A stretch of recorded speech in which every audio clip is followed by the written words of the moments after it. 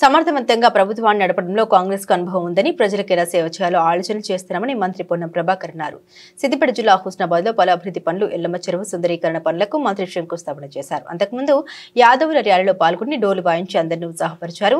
ఈ సందర్భంగా హుస్నాబాద్ లో పలు అభివృద్ధి పనులకు శంకుస్థాపనలు చేశారు. ఈ సందర్భంగా మంత్రి మాట్లాడుతూ రాష్ట్రంలో ఆర్థిక పరిస్థితి ఇబ్బందిగా ఉన్న రైతు భరోసా కింద గతంలో ఉన్న 10,000 రూపాయల నుండి 12,000 రూపాయలకు పెంచుతూ కేబినెట్ నిర్ణయం తీసుకుందన్నారు.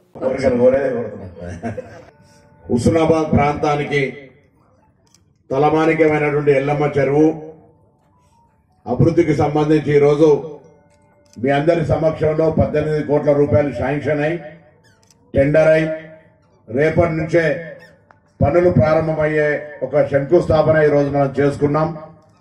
ఇది భవిష్యత్తులో హుస్నాబాద్ ప్రాంతానికి పక్క ప్రాంతాల నుంచి కూడా పర్యాటకులు ఇక్కడికి వచ్చి పక్కనే గౌరవెల్లి రిజర్వాయరు, చుట్టుముట్టు కొండలు, ఈ ఎల్లమ్మ చెరువు అభివృద్ధి, హుస్నాబాద్ పట్టణం కూడా అనేక రకాలుగా అభివృద్ధి అన్ని రకాలుగా జరుగుతుందని ఆకాంక్షిస్తూ ఈ యొక్క కార్యక్రమంలో నాతో పాటు పాల్పంచుకున్నటువంటి గతంలో ఉన్నటువంటి joint collector Garima Agarwal, local bodies వారు ఒక కన్సల్టెంట్స్ సంప్రదించి ఎల్లమ్మ చెరువును అభివృద్ధి చేయాలనగానే దానికి సంబంధించి ఒక ప్రతిపాదన తయారు చేయడం, మున్సిపల్ కార్పొరేషన్ అందరి ముందట దాన్ని కొంత చూపెట్టి ఈ విధంగా ఎల్లమ్మ చెరువును అభివృద్ధి చేయాలనుకుంటున్నాం అనేటువంటి మాట మీరు ఎన్నుకున్న పట్టణ ప్రజాప్రతినిధుల ముందు ప్రదర్శించి అందరి ఆమోదం తీసుకొని దానికి వెంటనే ప్రతిపాదనలు పంపిన తొందరలోనే ఇందుకు సంబంధించి 20 కోట్ల రూపాయల 18 కోట్ల రూపాయలు దీనికి అంబేద్కర్ గారి జంక్షన్, గాంధీ జంక్షన్, అదేవిధంగా అనబేరి ప్రభాకర్ రావు గారి జంక్షన్, అక్కడ ఇంకొకటి కొండా లక్ష్మణ్ బాపూజీ జంక్షన్ పేరు మీద 4 జంక్షన్లు 50 లక్షల రూపాయలతోటి అభివృద్ధి తీసుకున్నాం.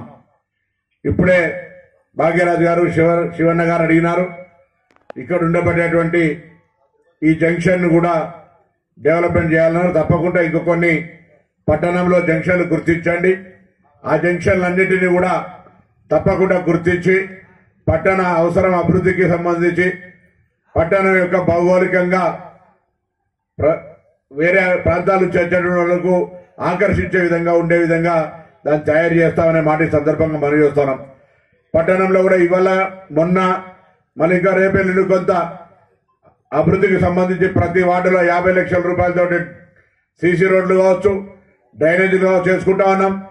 దాని తర్వాత ఇక్కడ హుస్నాబాద్ పట్టణంలో ఉన్నటువంటి దాదాపు 10-12 కుల సంఘాలకు 45 లక్షల రూపాయల చొప్పున నిధులు ఇచ్చుకొని వాటికి కూడా శంకుస్థాపన చేసుకుంటా ఉన్నాం.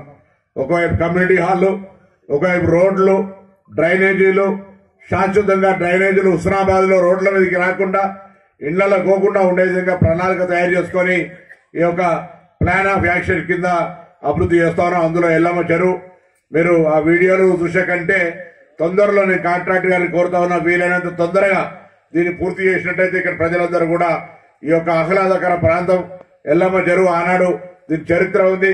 కాకతీయుల కాలం నుంచి సర్వాయి పాపన కాలం నుంచి ఎల్లమ్మ గుడికి దీనికి అంత ఒక పెద్ద హిస్టారికల్ ప్లేస్